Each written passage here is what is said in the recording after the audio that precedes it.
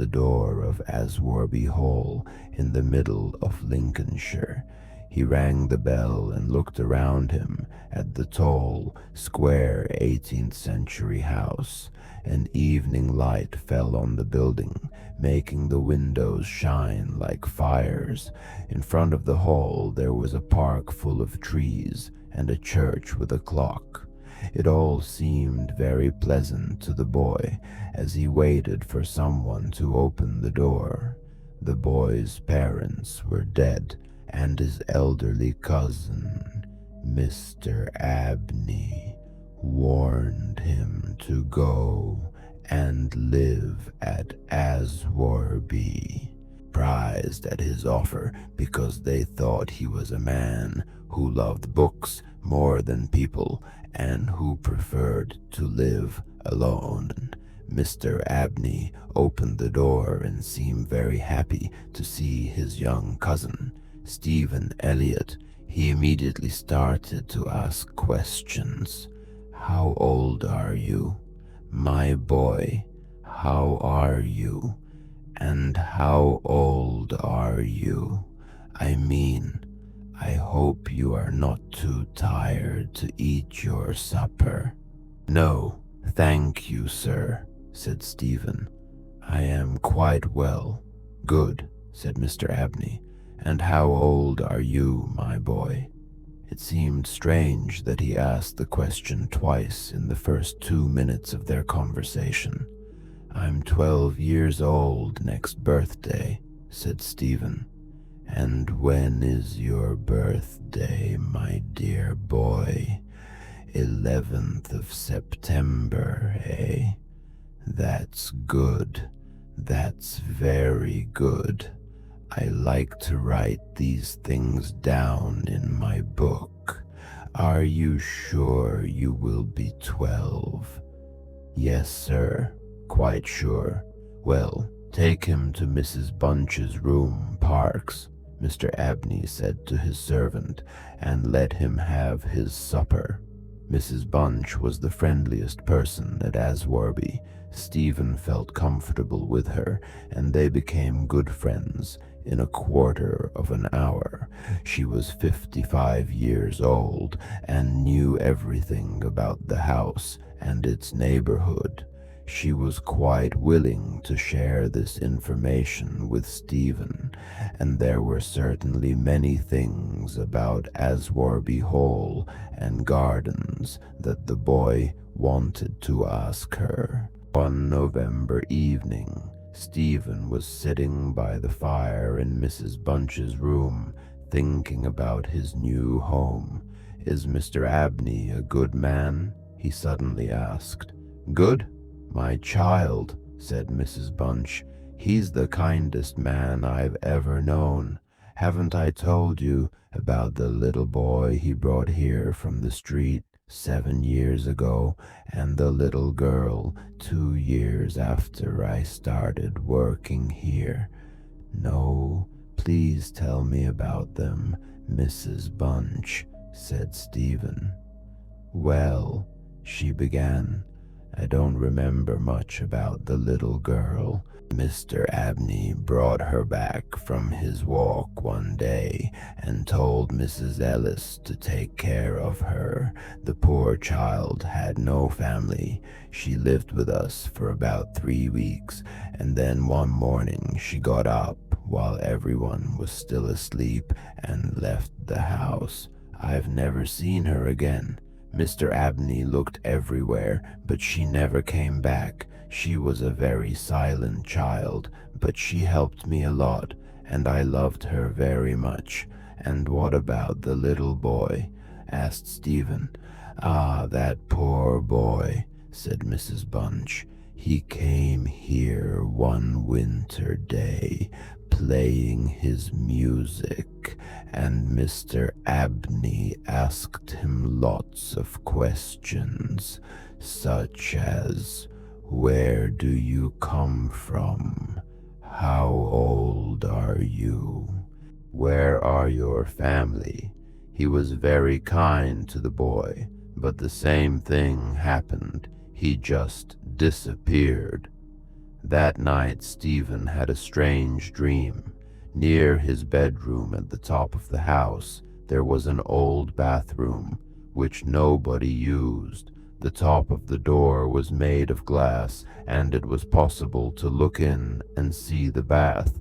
In his dream, Stephen looked through the glass and saw a body in the bath, a very thin, dusty body, with a sad smile, and the hands pressed over the heart. As Stephen looked, a terrible cry came from the lips, and the arms began to move. Stephen was extremely frightened and woke up suddenly. He found that he really was standing on the cold floor near the bathroom. Bravely, he looked through the glass again to see if the body was really there. It was not. He went back to bed. When they heard about Stephen's experience, Mrs. Bunch and Mr. Abney were very interested, and Mrs. Bunch put a new curtain over the glass door of the bathroom. Mr. Abney said he would write about Stephen's dream in his book. It was nearly spring when two more strange things happened. The first was that Stephen passed another very uneasy night, and the next day he saw Mrs. Bunch mending his nightshirt. She seemed rather angry with him and asked, "How did you manage to tear your nightshirt so badly? It'll take me a long time to mend it." Stephen looked and saw that there were some cuts in the shirt, a few inches long. He pulled open the door and rushed out of the room and down the stairs. Then he fell, and everything went black. When he opened his eyes, Mr. Betts was standing over him with a strong drink in a glass. He looked annoyed. "You shouldn't have done that, Mr. Thompson, sir. It was a stupid thing to do after we've been so good to you. Why did you want to look in that room? Nobody will want to stay in this house anymore if you tell people what you've seen," he said. "I'm sorry. I just wanted to know. That's all," said Thompson. "I won't tell anyone. I promise." So, before he left, Mr. and Mrs. Betts told him what they knew. "Oh, I always do," replied Stephen. The next evening, the second strange thing happened. Mr. Parks, the servant, visited Stephen and Mrs. Bunch in Mrs. Bunch's room. He did not often come to see them there. When he came in, he didn't at first notice that Stephen was there. He seemed very nervous and uneasy. "Mr. Abney will have to get his own wine if he wants a drink in the evenings," he said. "If I can't go down and get it in the daytime, I won't go at all. There's something very strange down there under the house, you know. Maybe it's the wind, or maybe it's rats, but I don't think so, and I don't like it." "Don't talk like that," answered Mrs. Bunch. "You'll frighten young Stephen." Mr. Parks suddenly noticed Stephen for the first time and quickly said, with a nervous laugh, "Oh, I was only joking, you know." But Stephen knew that it wasn't a joke. And he was worried. He asked a lot of questions, but Mr. Parks refused to tell him any more about the noises under the house. It was now March 24th, 1812, a strange day, windy and noisy. Stephen stood in the garden and tell as if it was full of ghosts, people he couldn't see who were flying in the wind and trying to contact living people in the real world. After lunch that day, Mr. Abney said, "Stephen, my boy, will you come to my library late tonight at 11 o'clock? I will be busy until then, but I want to show you something about your future life. Don't tell Mrs. Bunch or anyone else in the house.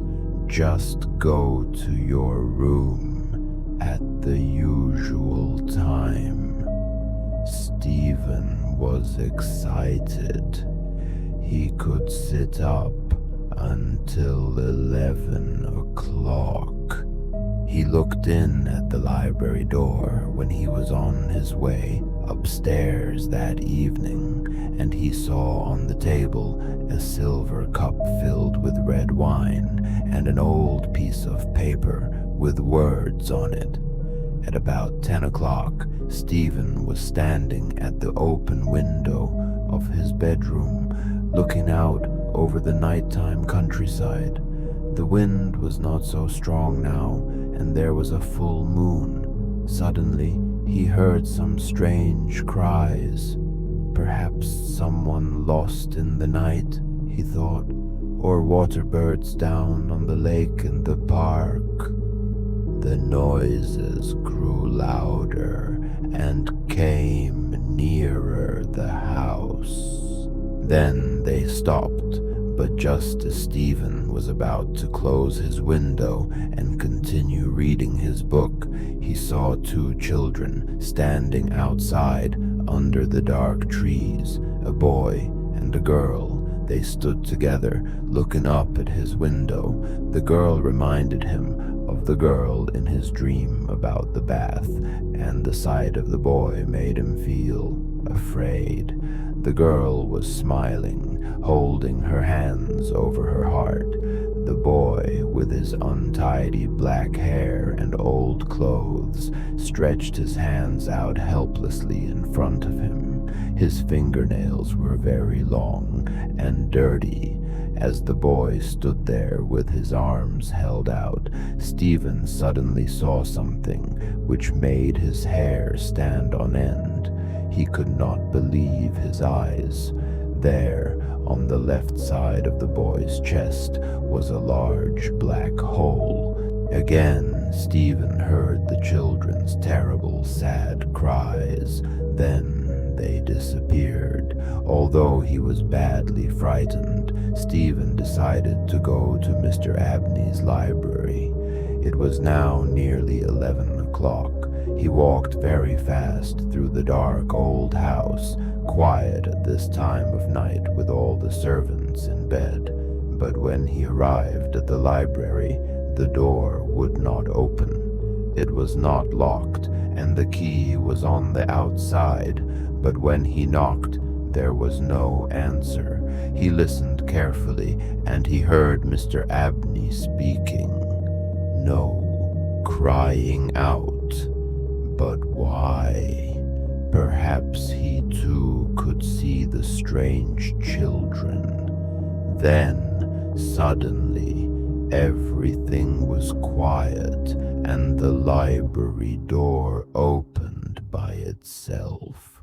Mr. Abney was in his chair, his head thrown back and his eyes wide, with a look of terrible fear and pain on his face. On the left side of his chest was a large hole, and Stephen could see his heart, but there was no blood on his hands, and the long knife on the table was completely clean.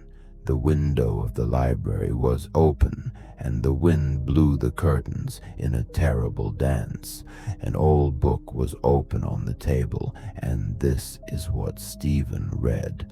Thousands of years ago, people discovered that you could control the world, fly, disappear, or become someone or something else, all by magic.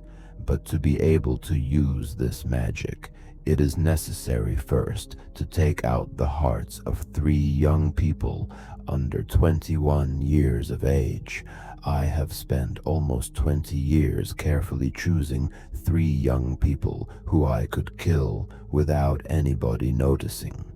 First was Phoebe Stanley on March 24th, 1791.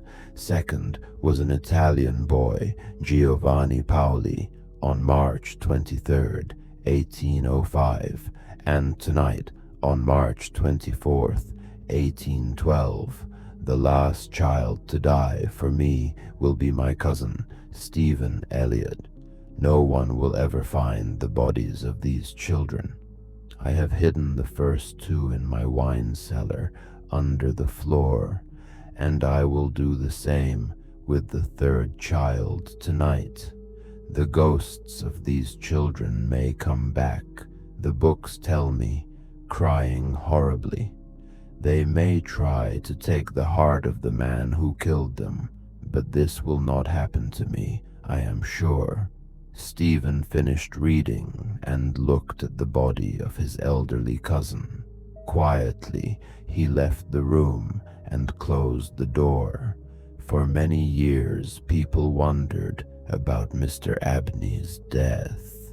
It must have been a wild cat that came in through the open window and killed the poor man, they said. But Stephen knew the truth.